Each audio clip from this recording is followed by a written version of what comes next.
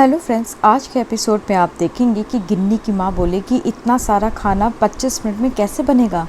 गिन्नी को तभी अपने पापा जी की कही हुई बात याद आती है। वो याद करती है कि पापा जी कहते थे, गिन्नी बेटा जब पढ़ाई बहुत ज़्यादा लगे ना तो थोड़ी स्पीड बढ़ा लेनी चाहिए, जैसे मैं अपने खाने के साथ करता हूँ। जब लोग ज़्यादा आते हैं तो मैं अपने हाथों की स्पीड बढ़ा लेता हूँ। गिन्नी कहती है, आप ये सब मत सोचो गुलाबो जी, बस खाना बनाना शुरू करो। इधर गोल्डी अपने दोस्त पाशा के साथ शराब पीने लगता है और फिर कहता है, पाशा यार तू अभी के अभी आदित्य राज सिंह को फ़ोन लगा। तू समझ नहीं रहा है यार, मेरा कनाडा जाना बहुत ज़रूरी है। अरे सिमरन को वापस लाना है। पाशा कहता है, अच्छा ठीक है, मैं तेरे कहने पे उस आदित्य को कॉल करता हूँ। आदित्य पाशा से कहता है, देख गोल्डी का ग्लास खाली नहीं होना चाहिए, उसे बस शराब पे शराब पिलाते रहो। अभी मैं उसी के ढाबे पर जा रहा हूँ, उसकी बहन ने खाना बनाया है, उसके बाद 20 मिनट में तुम्हारे पास पहुँचता हूँ। अरमान के साथ आदित्य गिन्नी के ढाबे पे पहुँच जाता है और खाना 20 मिनट में पूरा बन के तैयार आदित्य के सामने पेश किया जाता है। गिन्नी कहती, ये देखो 20 मिनट में सारा खाना मैंने तैयार भी कर दिया। आदित्य खाने को टेस्ट करता है पर कुछ भी रिएक्ट नहीं करता। आदित्य कहता है कि तुम्हें कॉन्ट्रैक्ट मिलना है कि नहीं, इसका जवाब तुम्हें कल मिलेगा। गिन्नी कहती है, उसकी कोई ज़रूरत नहीं है, मैं खुद दारजी को कॉल करके पूछ लूँगी और बता भी दूँगी कि तुम ढाबे पर आए थे और तुमने सारा खाना टेस्ट भी कर लिया। आदित्य कहता है, इतना स्मार्टनेस दिखाने की ज़रूरत नहीं है। आदित्य जैसे ही आगे बढ़ता है तभी उसका पैर टकराता है और वो तंदूर पर गिरने वाला होता है, लेकिन गिन्नी उसका हाथ पकड़ के उसे अपनी तरफ खींच लेती है। गिन्नी कहती है, आंखें हैं ना, बंद करके क्यों चलते हो। आदित्य कुछ नहीं बोलता और चुपचाप अरमान के साथ वहाँ से चला जाता है। आदित्य सीधे पहुंचता है गोल्डी के पास, जहां गोल्डी उसका इंतज़ार कर रहा होता है। गोल्डी आदित्य के पैरों पर गिर पड़ता है और फिर कहता है, प्लीज़ वीर जी प्लीज़ मान जाइए, ये कॉन्ट्रैक्ट हमसे मत छीनिए, ये हमारे लिए बहुत ज़रूरी है। आदित्य कहता है, अभी मैं तुम्हारी ढाबे से आ रहा था, तुम्हारी बहन ने कुछ स्पेशल डिशेस बनाई थी जिनको टेस्ट किया था मैंने। ये कॉन्ट्रैक्ट तो मैं तुम्हें दे दूँगा, लेकिन ये कोई छोटा मोटा कॉन्ट्रैक्ट तो है नहीं, बहुत बड़ा कॉन्ट्रैक्ट है। लो पैग पे पैग लगाते जाओ, बातें तो हम करते ही रहेंगे। मुझे इसके बदले में गारंटी चाहिए और गारंटर के तौर पे मुझे तुम्हारा ढाबा चाहिए।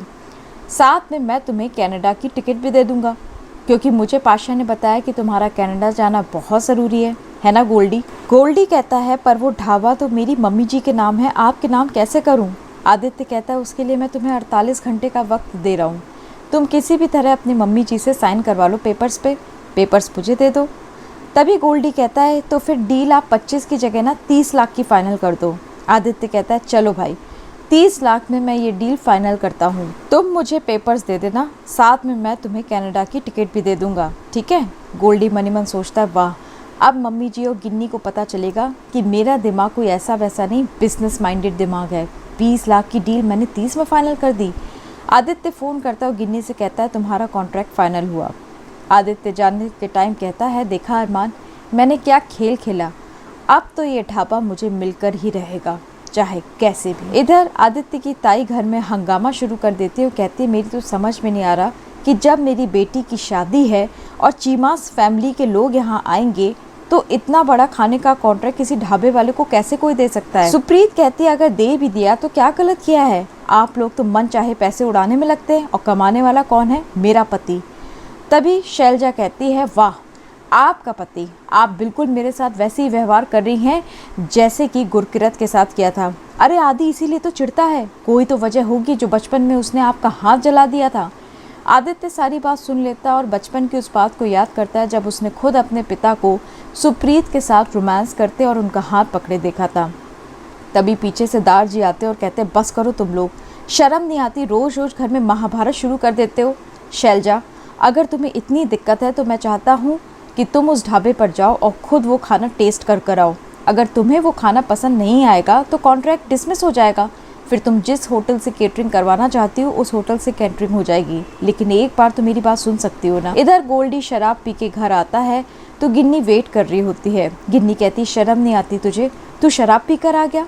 गोल्डी कहता है, क्या करता, मेरा कितना मूड ऑफ हो गया था, इसलिए गुस्से में मैंने थोड़ी सी शराब पी है, इतनी भी ज़्यादा नहीं पी है। अब कॉन्ट्रैक्ट तो चला गया ना गिन्नी। गिन्नी कहती है, कॉन्ट्रैक्ट कहीं नहीं गया, कॉन्ट्रैक्ट हमें मिल गया है। काश पापा जी की खाने वाली डायरी हमारे पास होती ना, तो तू सोच भी नहीं सकता गोल्डी, हम दिन दूनी रात चौगनी तरक्की करते, पर कुछ नहीं, पापा जी की सीख तो है ना, क्या तू इन सब चीज़ों में मेरा साथ नहीं देगा? क्या तू बहन का सपोर्ट सिस्टम कभी नहीं बन सकता गोल्डी? गोल्डी कहता है ऐसा क्यों बोल रही है गिन्नी, मैं तेरा हमेशा साथ दूंगा। बस इसी के साथ एपिसोड का दी एंड होता है। अगर आपको हमारा चैनल पसंद है तो इसे लाइक शेयर सब्सक्राइब ज़रूर करें।